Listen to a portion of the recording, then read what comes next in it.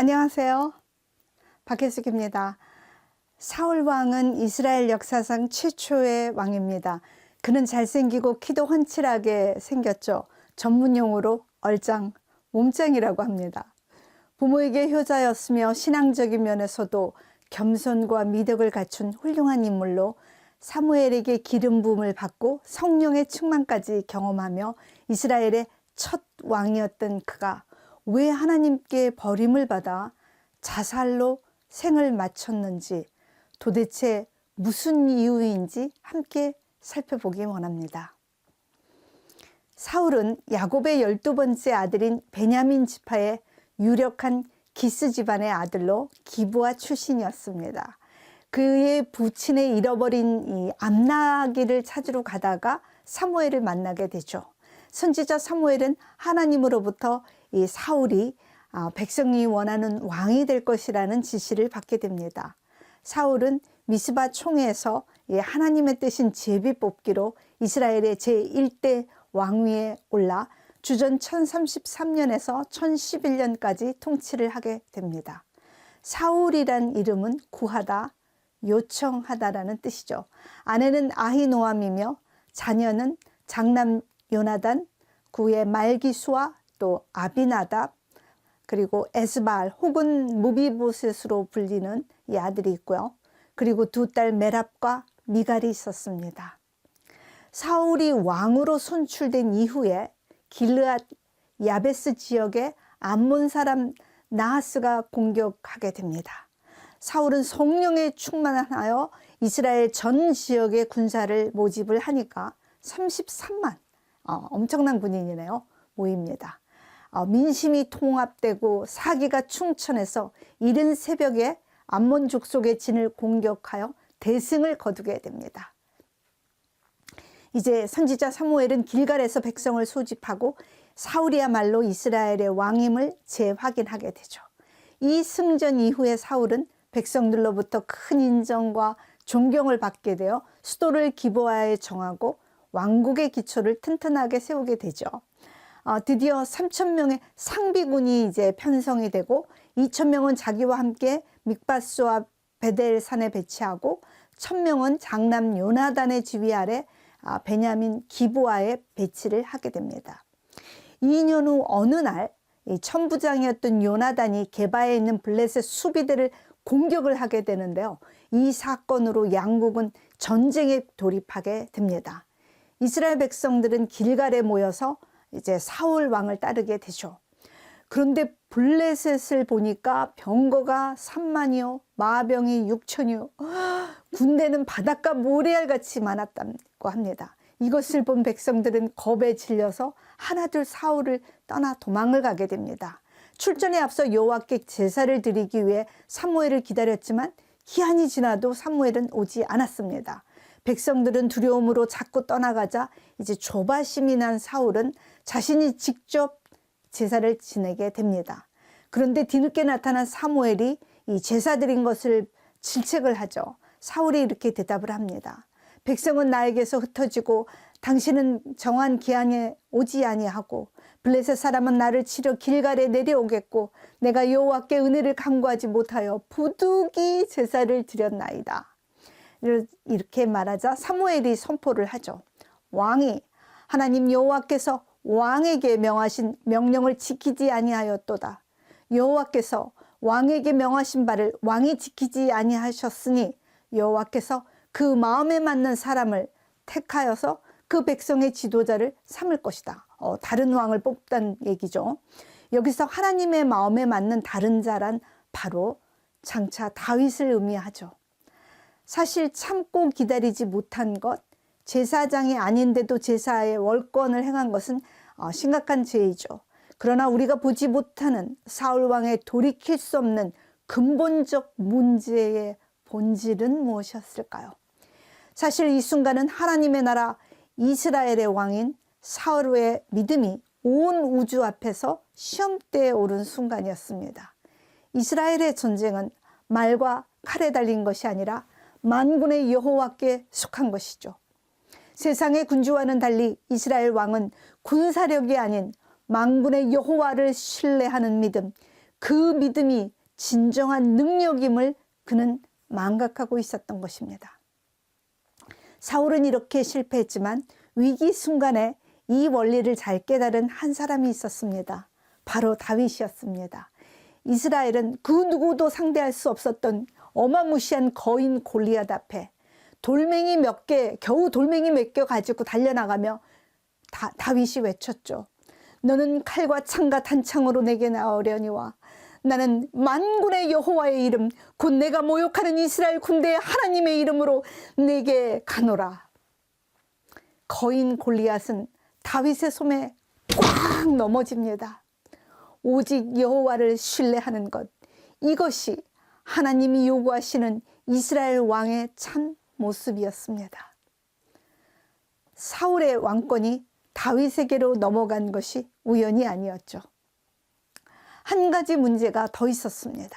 제사, 즉 예배의 문제였습니다. 사울은 예배를 어떻게 이해하고 있었는가?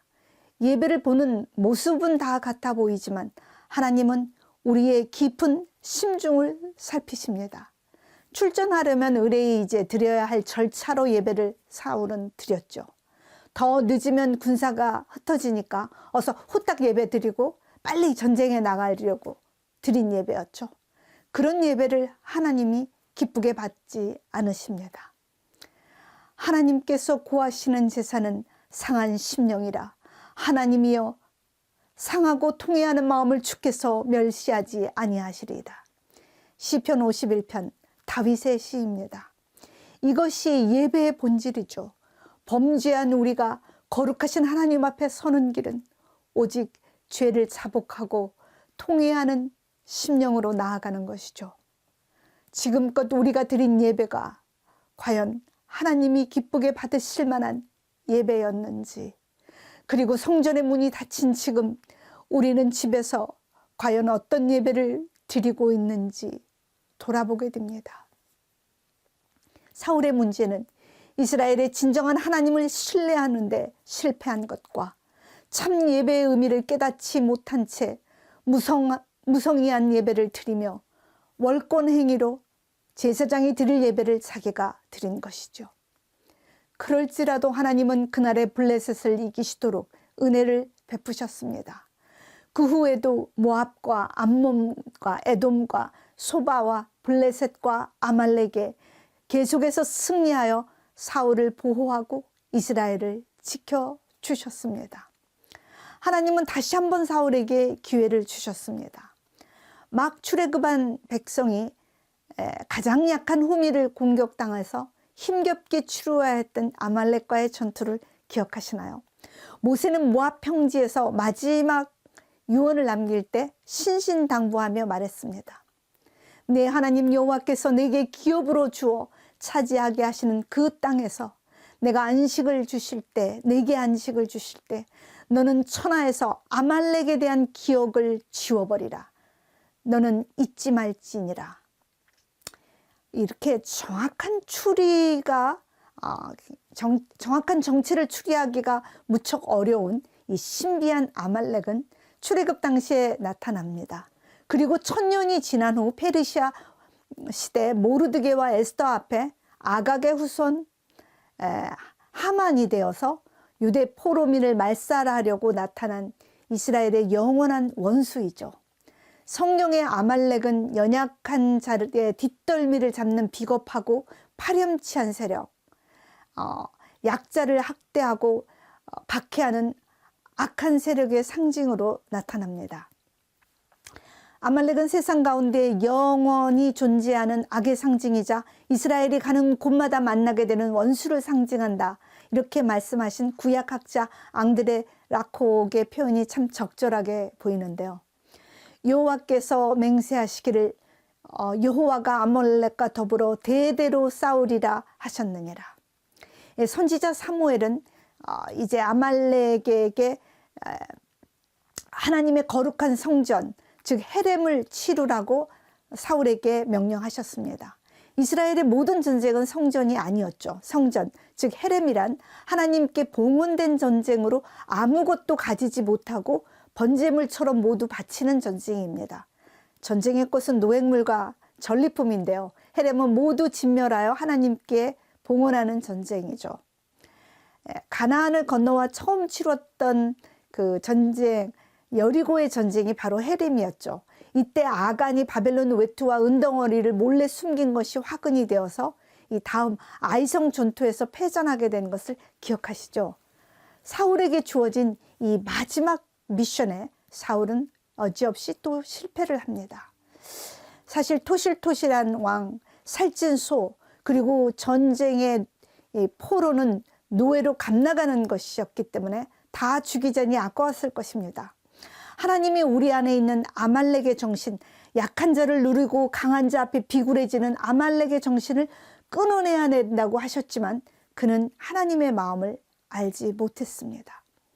노획물을 다 죽이고 불사르는 것은 비합리적이고 잔인한 것이 아닌가 하고 오해했는지도 모르겠습니다. 하나님의 헤렘은 장차 최후의 심판에 죄인과 죄악이 남김없이 소각될 것을 표상합니다. 조금이라도 남기거나 한치의 타협도 허락되지 않는 것이지만 사울은 또 넘어졌습니다. 사무엘의 옷자락을 잡고 간절히 구한 것은 하나님 앞에 통회하는 심령이 아니라 백성 앞에 자신의 체면을 세워달라는 요청이었습니다. 이 사건으로 선지자 사무엘은 몹시 슬퍼했지만 사울은 아말렉의 승리를 기뻐하며 승전미를 길갈에 세워 만군의 여호와가 받으실 영광을 자신이 취하는 죄를 더하게 됩니다. 하나님이 선택하신 다윗을 이제 끊임없이 시기해서 9번이나 죽이려 하고 청부살인만 3번을 시도하지만 하나님의 보호로 번번이 실패를 하죠. 그런 이스라엘 왕국을 향한 하나님의 새로운 계획을 받아들이지 못하고 자신의 왕국을 연장하려고 몸부림을 치다가 악한 영에 사로잡히게 됩니다. 한 번은 다윗이 노베 사는 제사장 아히멜렉에게 급히 도망해서 이제 진설병을 좀 얻어먹고 이렇게 칼을 받죠. 이 소식을 들은 사울은 아히멜렉에게 온 가족과 하나님의 제사장 그 85명을 한날에 전원 살해하는 끔찍한 죄를 저지릅니다. 하나님의 영이 떠난 사울 왕은 이제 블레셋의 침입이 너무 두려워가지고 신접한 여인 엔도를 찾아가서 죽은 사무엘의 영을 불러냅니다. 사무엘이 살아있을 때는 명령에 불순종하다가 이제는 죽은 영을 불러내며 이중의 죄를 더하고 길보아산 전투에서 죽게 되자 스스로 칼로 자결하여 네 부자가 모두 전사하는 비극으로 막을 내립니다.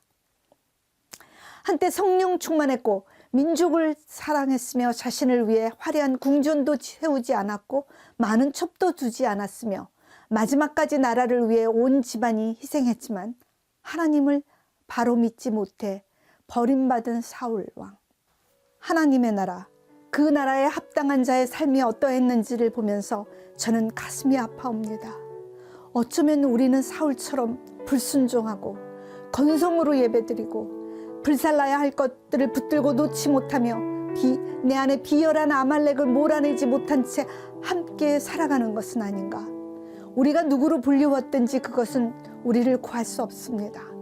떨리는 무릎으로 거룩하신 하나님께 나아가 은혜의 문이 닫히기 전에 오래 참으신 하나님께로 통회하며 순종하며 살아가기를 원합니다.